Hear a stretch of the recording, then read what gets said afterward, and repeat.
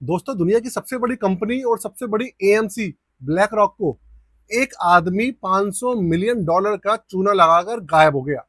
जब मैंने खबर सुनी ना, रात को ये न्यूज निकल कर आई है, पूरी की पूरी रिपोर्ट है। जैसे ही मैंने सुनी कि भाई ब्लैक रॉक को कोई आदमी चूना लगा के गायब हो गया, तो भाई मैं भी शॉक हो गया था कि इतनी टेक्नोलॉजी, इतनी ज्यादा सिक्योरिटी सब कुछ होने के बाद भी इस आदमी ने 500 मिलियन डॉलर का चूना लगा कैसे दिया। इतना तगड़ा फ्रॉड। और सबसे बड़ी दुख की बात यह है, ये जो आदमी है ये इंडियन मूल का है। इसका नाम है, पूरा पूरा जो नाम इनका बताया जा रहा है वो है बंकिम ब्रह्मभट्ट। ये इनका पूरा का पूरा नाम निकल के आ रहा है। ये एक कंपनी है वहां पर यूएसए के अंदर, उसके अंदर सीईओ है और उसके मालिक भी है। अब एक्चुअल में ये पूरा मामला क्या है उसको समझते हैं। साथ में एक मैं आपसे चीज पूछना चाहता हूं, अगर आपने देखा होगा पिछले 3 से 4 महीने में एक चीज ना बहुत ज्यादा ट्रेंडिंग चल रही है। लोगों का जो इंटरेस्ट है वो जो म्यूचुअल फंड्स हैं, हमारे स्टॉक्स हैं, उनके अंदर तो है ही। जितना था उतना उससे ज्यादा बढ़ गया। लेकिन एक तबका ऐसा भी है जिनका इंटरेस्ट यूएस के ईटीएफ्स, यूएस के म्यूचुअल फंड्स और यूएस के जो स्टॉक्स हैं उनके अंदर ट्रेडिंग, उनके अंदर मतलब ईटीएफ जो है उनके अंदर एप्लीकेशन, ये सब कैसे होता है, क्या वहां पर कौन कौन सी ऐसी स्कीम्स हैं जिनके अंदर रिटर्न्स काफी अच्छे हैं, इसके बारे में जानने का ना बहुत ज्यादा लोगों के अंदर उत्सुकता बढ़ गई है। लोग तरीका जान रहे हैं कि भाई किस तरीके से जो इंडिया के अंदर लोग हैं वो यूएसए के अंदर ये सारी चीजें कर सकते हैं। तो आप मुझे एक चीज बताइएगा कि क्या आप भी उन्हीं में से एक हैं, और आप अगर यूएस के अंदर जो सारे के सारे स्टॉक्स ईटीएफ्स की जो मैं बात कर रहा हूँ उसके अंदर एक अपॉर्चुनिटी देख रहे हैं, तो उसका रीजन क्या है मुझे जरूर बताइएगा। बाकी मैं आपको पूरी की पूरी जो ये ट्रेंडिंग चीज चल रही है उसके बारे में मैं तो आपको बताने ही वाला हूँ। सबसे पहले बात करते हैं जो ब्लैक रॉक को जो चूना लगा हुआ है, जो फ्रॉड हुआ है ब्लैक रॉक के साथ, वो क्या है उसको समझते हैं। आपको लेकर चलता हूँ मैं कंप्यूटर स्क्रीन पर। उससे पहले क्या कर लीजिएगा, वीडियो को बिल्कुल भी स्किप मत कीजिएगा और साथ में चैनल को सब्सक्राइब कर लीजिएगा। शुरू करते हैं दोस्तों। देखिए, कंप्यूटर स्क्रीन आपके सामने चालू हो चुकी है और देखो रिपोर्ट हिंदुस्तान टाइम्स के अंदर आ चुकी है।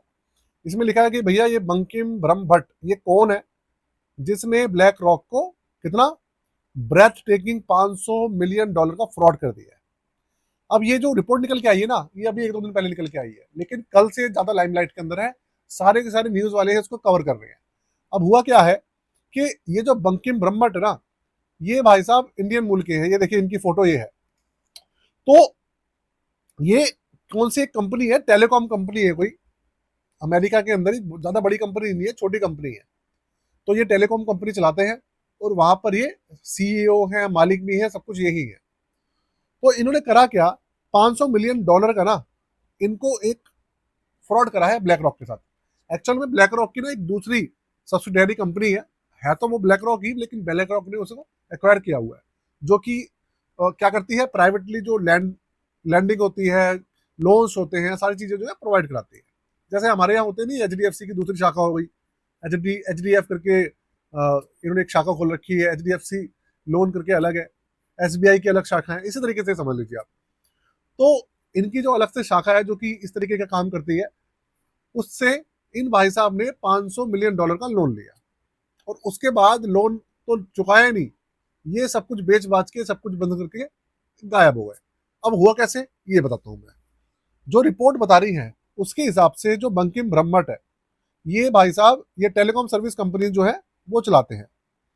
इन्होंने करा क्या, इन्होंने करा ये कि आपको पता होगा, अगर आप कॉमर्स बैकग्राउंड से या आप अकाउंट्स में जॉब करते हैं तो आपको पता होगा कि अगर किसी भी कंपनी से आपको लोन लेना है, कंपनी से मतलब बैंक से लोन लेना है या कोई प्राइवेट फार्म है उससे आपको लोन लेना है ना, तो लोन दो तरीके के होते हैं। एक तो होता है सिक्योर्ड लोन, एक होता है अनसिक्योर्ड लोन। अनसिक्योर्ड लोन वो होता है जिसके अगेंस्ट आपको कोई भी सिक्योरिटी नहीं देनी पड़ती, जैसे पर्सनल लोन हो गया या क्रेडिट कार्ड्स वगैरह हो गए, वो हमारे अनसिक्योर्ड लोन में आते हैं। लेकिन जो सिक्योर्ड लोन होता है उसके अंदर आपको कोई ना कोई चीज कोलेट्रल देनी पड़ती है, मतलब आपको कोई चीज एज ए सिक्योरिटी देनी पड़ती है। तो कंपनीज जो होती है ना वो करती क्या है, अपने जो इन्वॉइसेस होते हैं उसे बैंक के पास रख के, ठीक, और उसके अगेंस्ट भी लोन ले लेती है। उनका कहने का मतलब ये होता है कि भाई बैंकों को पता होता है, वो वेरीफाई करती है इन्वॉइसेस को, सब कुछ वेरीफाई करने के बाद लोन प्रोवाइड कर देती है। अब ये इन्वॉइस का मतलब क्या होता है, इन्वॉइस का मतलब ये हो गया कि भाई बंकिम ने दिखाया कि उसको इतना 500 मिलियन डॉलर का मान लो आप उसको लोन चाहिए था, लेकिन कहीं से पेमेंट उसकी आनी बाकी थी। तो उसने क्या करा, इनवॉइस को as a collateral BlackRock के पास रख दिया और उसके एवज में $500 मिलियन का लोन ले लिया। तो जब सारी की सारी लोन तो उसको मिल गया, लेकिन उसके बाद जब पूरी की पूरी इन्वेस्टिगेशन हुई तो पता चला कि भाई ये जो इन्वॉइसेज हैं, देखिए ये वाले जो इन्वॉइसेज हैं ये फैब्रिकेटेड, ये इन्वॉइसेज जो वगैरह निकले हैं वो सारे के सारे फर्जी हैं और उससे कोई पेमेंट वगैरह नहीं मिलने वाली है इसकी टेलीकॉम कंपनी को। तो भाई शोर मच गया सारे में। और उसके बाद इन भाई साहब को जब पूरा का पूरा जहाँ ऑफिस था, जहाँ पे इनका घर था, जो भी था, उसकी तहकीकात की गई तो पता चला ये सब कुछ बंद करके गायब हो चुके हैं। और खबर ये आ रही है कि ये इस समय इंडिया के अंदर है। अब इंडिया में कहाँ पर है कहाँ नहीं है उसके बारे में कुछ नहीं पता। और ये बंकिम ब्रह्मभट्ट जो है ये कौन है इसके बारे में भी कुछ ज़्यादा इन्फॉर्मेशन अवेलेबल नहीं है। और इनका जो सोशल मीडिया अकाउंट था और जो एक्सपे अकाउंट बना था वो भी अभी बंद है। इन्होंने क्या किया हुआ, सस्पेंड कर रखा है। तो बहुत ज़्यादा इनकी जो इन्फॉर्मेशन है अभी अवेलेबल नहीं है। तो ये निकल के आ रहा है। अब सोचने वाली बात ये है कि लोगों के दिमाग में क्वेश्चन आ रहा है, इंडियंस के दिमाग में ये आ रहा है कि भाई ब्लैक रॉक ने जियो के साथ क्या करा है, पूरा का पूरा जॉइंट वेंचर करा है। और जब जियो ब्लैक रॉक के साथ इन्होंने, ब्लैक रॉक ने जियो के साथ पूरा का पूरा कोलैबोरेशन करा है, तो अगर ये अपना पैसा ही नहीं संभाल पा रहे हैं, अपने ही चेकिंग ढंग से नहीं कर पा रहे, ऐसा तो नहीं होगा कि यहाँ पर ये हमारे साथ कोई फ्रॉड कर दे या कोई और फ्रॉड हो जाए किसी के साथ और भैया ये अपना बोरिया बिस्तर यहाँ से बंद करके और भाग जाए और जो इन्वेस्टर्स है उनका पैसा फंस जाए। ऐसा तो नहीं होने वाला। लोगों के दिमाग में सबसे बड़ा जो डर है ना वो यही बैठा हुआ है।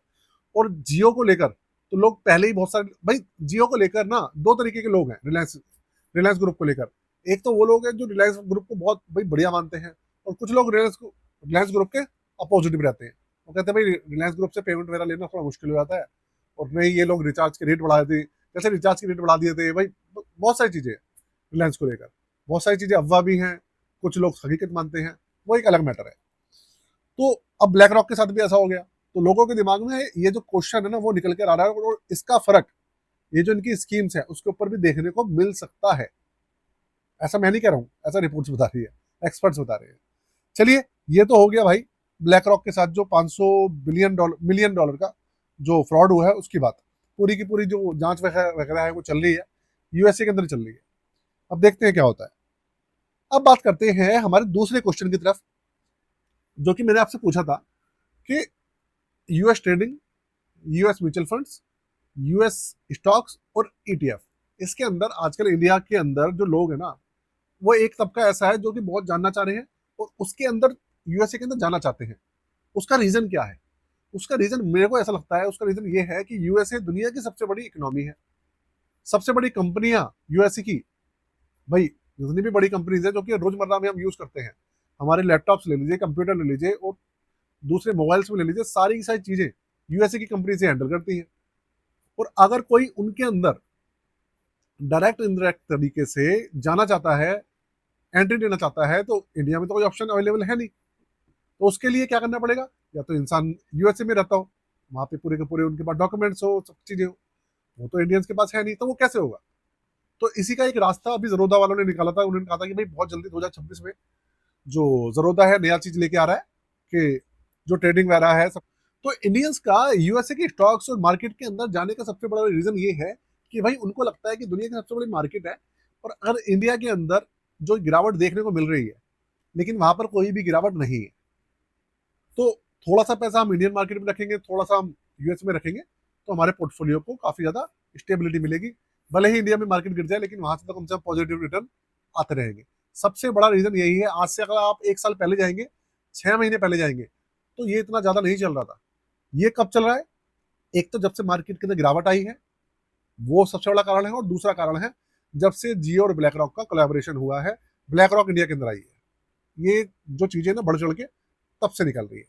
और जो अभी के समय में जो बिटकॉइन ईटीएफ की बात हो रही है और इस तरीके की जो ईटीएफ की बात हो रही है ना, और जो यूएसए के ईटीएफ है उनकी बात हो रही है, तब से ये सब चीजें निकल कर आई है। तो भाई आपका इस बारे में क्या मानना है मुझे जरूर बताइएगा। आप इस बारे में क्या सोचते हैं? मेरा पॉइंट ऑफ व्यू तो देखो बिल्कुल अलग है।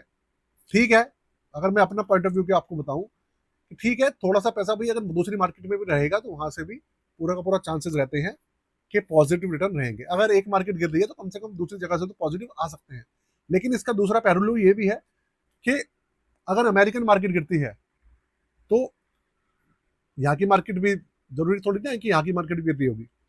ऐसा भी तो हो सकता है कि यहाँ की मार्केट तो बढ़ रही हो और वहाँ की मार्केट गिर जाए। ऐसा भी तो हो सकता है ना। तो दोनों चीजें हो सकती हैं, यहाँ की मार्केट गिरे तो वहाँ की प्लस हो जाए, वहाँ की माइनस हो तो यहाँ की प्लस हो जाए, या दोनों ही माइनस में हो जाए, या दोनों ही पॉजिटिव हो। सब कुछ कुछ भी हो सकता है। लेकिन ना, अगर आप जितना ज्यादा डाइवर्सिफाई करेंगे अपने पोर्टफोलियो को, उतना ही बेनिफिट रहता है। ये तो सच्चाई है। तो अपनी वीडियो को दोस्तों यही खत्म करते हैं। आपको कैसी लगी मुझे जरूर बताइएगा। साथ में चैनल को सब्सक्राइब कर लीजिएगा और बेल के आइकन को दबा दीजिएगा। आज के लिए जय हिंद।